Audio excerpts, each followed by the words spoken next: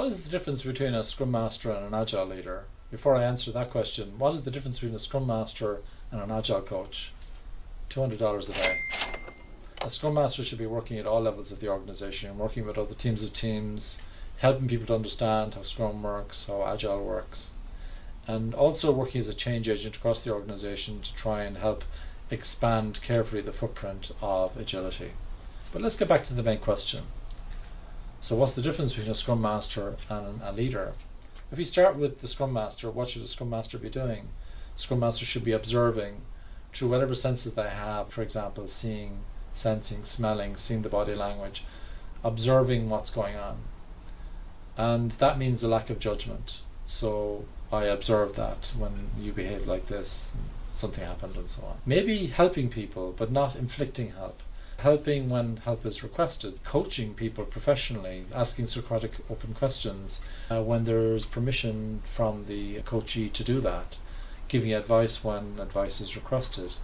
Teaching when people are open to hearing other options for how they can do their work. Acting as a change agent with the rest of the organization. Removing impediments that are beyond the control and influence of the teams or teams of teams. Working with leadership to help cultivate the environment where agility can grow. These are all things that a Scrum Master should be doing. The Scrum Master can also help to make sure that Scrum is being done well. In doing so, if they observe negative chaos commencing, or for example, if they notice maybe unconstructive conflict, maybe unhealthy conflict, maybe a Scrum Master needs to step in. We need to help to make sure that the teams are self-managing, but if we're noticing some negative chaos kicking in, we might need to intervene to try and re-establish some kind of healthy conflict, or making sure we're getting back into positive chaos or complexity or complicatedness or even clear work. But getting out of that negative chaos, giving the teams a nudge to get out of that. These are all interesting things for our Scrum Masters to do. What would a leader do? Very similar, I would say. There are some additions, I would say. One of them is walking to the source of value creation. Where's the work being created? If it's software development, you might even be looking at the source code with the team, doing more programming. If you're doing non-software, you're visiting where the product is being produced, where the service is being delivered, and you're seeing what's going on. And it's less about a royal tour where people know you're coming. It's pre-arranged and they stick up these posters on the wall because you're coming, because you're so important. You are important and they think you're important. It's not about that. It's about unexpected visits, so that it's much more informal, so people are much more likely to be open to you about what's frustrating them, what's slowing them down, how can you help them. And it also helps, by the way, if you're technical, not so technical that you understand every single thing that they're doing, but technical to the extent that you understand what's going on, so you understand the technical risks that we're sitting on top of, particularly if people's health or lives are at risk or the organizational health is at risk.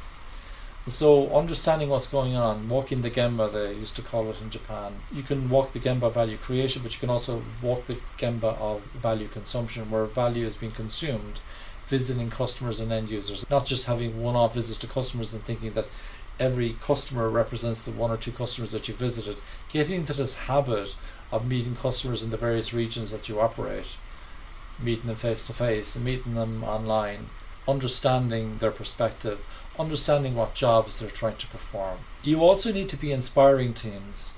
Not everybody is a visionary, but you need to be in a situation where you can inspire teams through a direction of travel.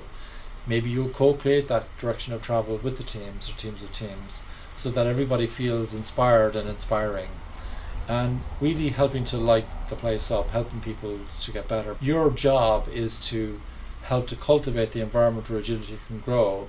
For example, we might have horizontal growth paths. You can grow horizontally. You don't have to get promoted vertically to get more pay or to get more recognized. You can grow horizontally, where we have more frequent funding cycles, so we can be more adaptive about where the funding should go.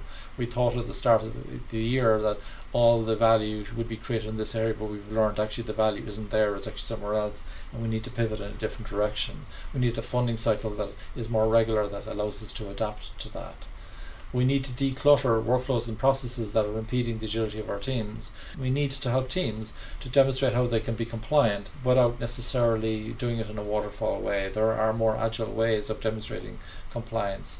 What's more important is we understand what we're trying to control, what risks we're trying to manage, and find some alternative ways how we can demonstrate that we're on top of those risks. So these would be the key differences, and it kind of begs the question then, what's stopping a Scrum Master from being a leader and a leader being a Scrum Master? Nothing's stopping it. In fact, I think leaders make great Scrum Masters as long as they act as leaders and not act as controlling managers. There are some good managers, of course, not all managers are controlling. So yeah, you could do that, but you just need to be careful, because if, for example, Vanessa was my manager, maybe she shouldn't also be my Scrum Master, because that kind of impedes the self-management of the team. Maybe she should be a Scrum Master of a different team, because if she's not my line manager, if she looks after my pay reviews and all that type of stuff, maybe it's better if she's a Scrum Master on a different team. But we should definitely leverage her skills, because you know what? Managers, leaders, they often have more power to fix problems, to remove impediments, than Scrum Masters. That would be my summary of the difference between a Scrum Master and an Agile leader. Not much. There's a lot of overlap. Thank you.